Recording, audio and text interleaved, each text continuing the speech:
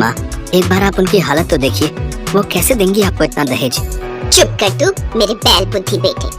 हाँ तो बहन जी, मैं कह रही थी कि आपकी बेटी वैसे तो रूप की धनी है, लेकिन अगर कोई लड़की अपनी शादी में दहेज ना दे तो उसकी समाज में कोई इज्जत नहीं रहती। वैसे हमारे घर में किसी चीज की कोई कमी नहीं है, खूब सारी खेती बाड़ी, कई बीघा जमीन है, धन धान्य से भरा हुआ है मेरा घर। लेकिन आप जो भी दहेज में देंगी उस पर तो आपकी बेटी ही राज करेगी ना। जी वैसे तो मैं आपको सर्वगुण संपन्न अपनी इकलौती बेटी सौंप रही हूँ, लेकिन फिर भी आप चाहती हैं तो बताइए क्या मांग है आपकी। ज्यादा कुछ नहीं, बस 3 लाख नगद, एक मोटरसाइकिल और हमारे लिए सोने की चेन, और साथ में हमारे सभी रिश्तेदारों के लिए कपड़े। बस इससे ज्यादा हमें कुछ नहीं चाहिए। बेचारी गरीब आशा अपनी बेटी रजनी को बड़े घर में भेजने के सपने बुनने लगती है, लेकिन शकुंतला की बातें सुनकर वो परेशान हो जाती है। लेकिन फिर अपनी बेटी को बड़े घर में जाते देख वो उनकी शर्त मान लेती है। इसके बाद शकुंतला रिश्ता पक्का कर अपने बेटे के साथ वहाँ से चली जाती है। माँ, कहाँ से लाएंगी आप इतना दहेज? क्या जरूरत थी उनकी शर्त मानने की? आज तक आप दूसरों के घरों में बर्तन मांजकर तो मुझे पाल रही हैं। हम खुद के लिए तो इस एक झोपड़ी के अलावा कुछ नहीं बना पाए, तो फिर कहाँ से लाएंगे हम इतना पैसा? तू बिल्कुल भी चिंता मत कर मेरी बच्ची, मैं नहीं चाहती जो दुख मैंने झेले वो तुझे भी झेलना पड़े। अब चाहे तेरी इस गरीब माँ का बाल बाल भी कर्जे में क्यों ना डूब जाए, पर वो तुझे उस बड़े से घर में भेज कर ही रहेगी। रजनी बड़ी ही चालाकी से अपनी गरीब माँ के दुख में शामिल होने का ढोंग कर रही थी, जबकि सच तो ये है कि रजनी खुद भी ये गरीबों वाली जिंदगी काट काट कर परेशान हो चुकी थी। उधर आशा दिन रात इसी चिंता में रहने लगी कि वो कैसे दहेज के लिए इतनी रकम का इंतजाम कर पाएगी। भगवान, तूने मुझ गरीब पर बहुत से जुल्म ढाए हैं। पहले तो भरी जवानी में मेरे पति को उठा लिया और फिर इस गरीबी का बोझ सर पर डाल दिया।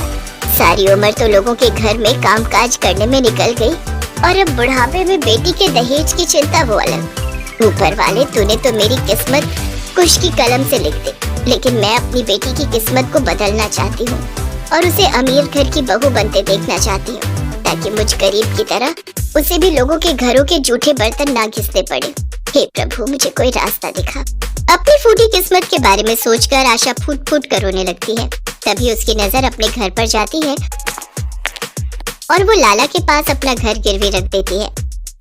ये लो पूरे 12 लाख हैं। अब आज से तुम्हारा घर मेरा हुआ, ठीक है? मुझे मंजूर है लाला जी, लेकिन कृपा करके मेरी बेटी की शादी और विदाई के बाद पग फेरों की रस्म तक मुझे वहाँ रहने देना। उसके बाद मैं कहीं न कहीं अपना ठिकाना ढूंढ ही लूंगी। ठीक है, इसमें मुझे कोई आपत्ति नहीं। इसके बाद आशा 10 लाख रुपए शकुंतला को दहेज के लिए दे देती है और बाकी बचे 2 लाख से अपनी बेटी की शादी कर देती है। बेटी की विदाई के बाद आशा अपने घर को देखकर फूट फूट कर रोने लगती है। फिर अगले दिन एक शानदार महंगी गाड़ी उस गरीब की कुटिया के आगे रुकती है। अपने दिन बदलने के साथ साथ रजनी का स्वभाव भी एक दिन में ही बदल गया। मेरी बच्ची, तू आ गई। मेरा कलेजा कब से तुझे अपने सीने से लगाने को तड़प रहा था। आ मेरे गले लग जा। माँ, ये गुड़मक्खी का खेल पसंद नहीं मुझे, और ये मेरी ये नई साड़ी यूं चिपक कर अब खराब मत कर देना। ये तुम अपनी माँ से किस तरह बात कर रही हो? रहने दीजिए दामाद जी, अब मेरी बेटी अमीर हो गई है तो शायद इसलिए वो अपनी माँ के उस गरीब आंचल को भूल गई, जिसकी छावों में वो पली बड़ी हुई है। अपने एहसान गिनाना बंद करो माँ, वो सब करना तो आपका फर्ज था। गगन, अब तो मुझे इस छोटे से घर में घुटन हो रही है, चलिए अब यहाँ से। ये कहकर रजनी अपने पति के साथ वहाँ से चली जाती है। अपनी बेटी के इस रूखे बर्ताव से आशा का मन टूट जाता है और वो उदास होकर जमीन पर बैठ जाती है। तभी वहाँ लाला पहुँच जाता है। अरे अब चलो उठो भी आशा देवी, अब तो तुम्हारी बेटे की विदाई भी हो गई और उसके पग फेरे भी। अब तो मेरा घर खाली करो। इस तरह बेचारी गरीब आशा को अपनी बेटी की शादी अमीर घर में करने के बदले में बुढ़ापे में वनवास भोगना पड़ता है। एक ही झटके में उसके सर से छत छिन जाती है और आशा को दर दर की ठोकरें खानी पड़ती है। वहीं दूसरी ओर रजनी अपनी गरीब माँ के दुख दर्द को भूलकर अमीरी के नशे में चूर होकर दिन रात पार्टियां करती है। देखो, ये मेरी नई ड्रेस कैसी लग रही है? पता है मेरा कब से मन था इस ड्रेस को खरीदने का, आज जाकर मैंने इसे खरीद लिया। और ये देखो, माँ जी ने अपने गोल्ड के इयररिंग्स भी दे दिए मुझे इसके साथ पहनने के लिए। एक बात पूछूं, क्या तुम्हें तुम्हारी माँ की बिल्कुल भी याद नहीं आती? उनका ख्याल नहीं आता? पग फेरे के बाद तुम एक बार भी उनको देखने नहीं गई। ओ प्लीज गगन, अब तुम फिर से मुझे ये ममता का लेक्चर देना शुरू मत कर देना। अब मैं दोबारा उस गरीबी के लम्हों को याद नहीं करना चाहती और ना ही उस छोटे से घर में जाना चाहती हूँ। तुम जानती हो रजनी, तुम्हारी माँ ने तुम्हारी शादी अमीर घर में करने के लिए कितने दुख उठाए हैं। खुद भूखा रही होंगी, तब तुम्हारा पेट पाला होगा। बीमार होने पर भी लोगों के घरों में जाकर जूठे बर्तन धोए। तुम्हारी पढ़ाई के लिए न जाने कैसे एक एक रुपया जोड़ा होगा। और फिर जब तुम बड़ी हुई तो तुम्हारी शादी करवाने के लिए उन्होंने अपने इकलौते सहारे अपने घर को भी गिरवी रख दिया। गगन के मुंह से ये बातें सुनकर रजनी टूट जाती है और वो रोने लगती है। माँ ने मेरी खुशियों के लिए कितना कुछ किया और मैं कभी ये सब देख ही नहीं पाई। और तो और मेरी खुशी के लिए उन्होंने बुढ़ापे की उम्र में अपने सिर से छत तक बेच दी। ना जाने अब वो किस हाल में होगी, भूखी प्यासी कहाँ भटक रही होगी। मुझे अपनी माँ को ढूंढना ही होगा।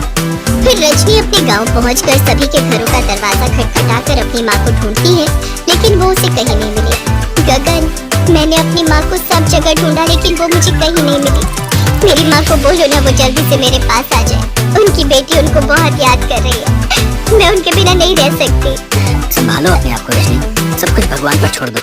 हे दुर्गा माँ, आज ये बेटी अपनी माँ से मिलने के लिए तड़प रही है। इस अभागी को अपनी माँ से मिला दे माँ, मिला दे।